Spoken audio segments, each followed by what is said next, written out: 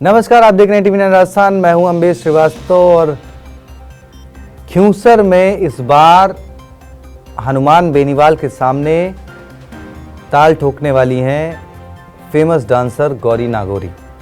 दरअसल गौरी नागौरी बीजेपी की खूब तारीफ कर रही हैं। उन्होंने कहा कि भाई बीजेपी बहुत अच्छी पार्टी है और बीजेपी चाहेगी तो हम जो है खिंवसर का उपचुनाव लड़ने के लिए तैयार हैं और हनुमान बेनीवाल जी जो मुझे बच्ची बच्ची बोलते हैं तो हम उनको वहीं पे चुनावी मैदान में ताल ठोक कर उसका जवाब देना चाहते हैं। अब देखिए, खिंवसर में उपचुनाव की बात क्यों आ रही है?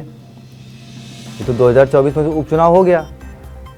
तो आपको बता दें, दरअसल 2024 का उपचुनाव इसलिए हुआ था क्योंकि वहाँ के मौजूदा विधायक हनुमान बेनीवाल सांसदी लड़े थे और फिर वो सांसद बन गए थे। तो 2024 में उपचुनाव हुआ जहाँ पर उन्होंने अपनी पत्नी को खड़ा किया।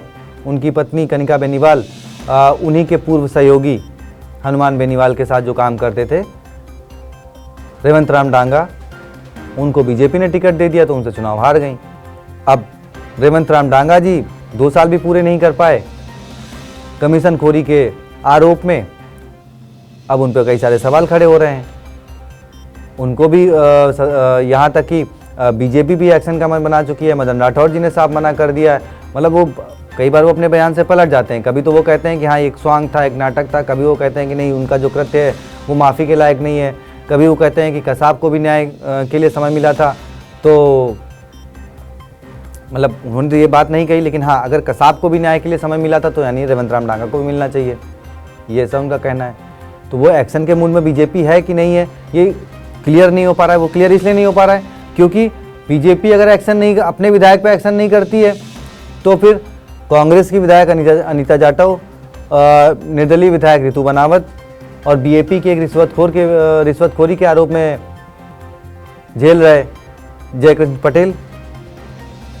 तो अब बीजेपी मतलब जो सियासी गलियारों में चर्चा है कि बीजेपी इस वक्त ये कंफ्यूज है कि भैया एक पे करते हैं, एक को अगर बचाते हैं तो चारों को बचाना पड़ेगा, तीन दूसरों के पार्टियों को बचाने पड़ेंगे।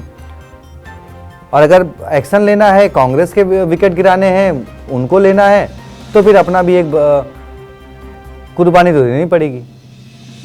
खैर, पार्टी के कई बड़े नेता वो भी पक्ष में नहीं दिख रहे हैं रेवंत राम डांगा के। केंद्रीय मंत्री गजेंद्र सिंह शेखावत, उन्होंने तो कह दिया कि भाई इससे पार्टी को नुकसान हो रहा है। खैर, ये तो रेवंत राम डांगा की बात है, लेकिन हाँ गौरी नागौरी जो कि डांसर हैं, अब क्या बीजेपी उनको खिंवसर का अगर उपचुनाव होता है तो मौका देगी? और गौरी नागौरी पहले भी ये बात दावा कर चुकी हैं कि भाई वो नागौर में चुनाव लड़ना चाहती हैं। तो अब देखना होगा दिलचस्प कि भाई क्या गौरी नागौरी को टिकट मिलता है या फिर अगर उपचुनाव का ऐलान होता है तो गौरी नागौरी को कौन मौका देता है। क्या कांग्रेस मौका दे सकती है? क्या वो कांग्रेस की तरफ जाएंगी या फिर कोई अन्य दल उनको मौका दे सकता है? बहुत सारी चीज़ें हैं जो वक्त के साथ पता लगेंगी। फिलहाल आपको क्या कहना है कि गौरी नागौरी अगर चुनावी मैदान में उतरती हैं तो क्या कुछ होगा? क्या उनको उतरना चाहिए? कमेंट बॉक्स में बताएं, अपनी राय रखें, वीडियो को शेयर करें, चैनल को सब्सक्राइब करें। शुक्रिया।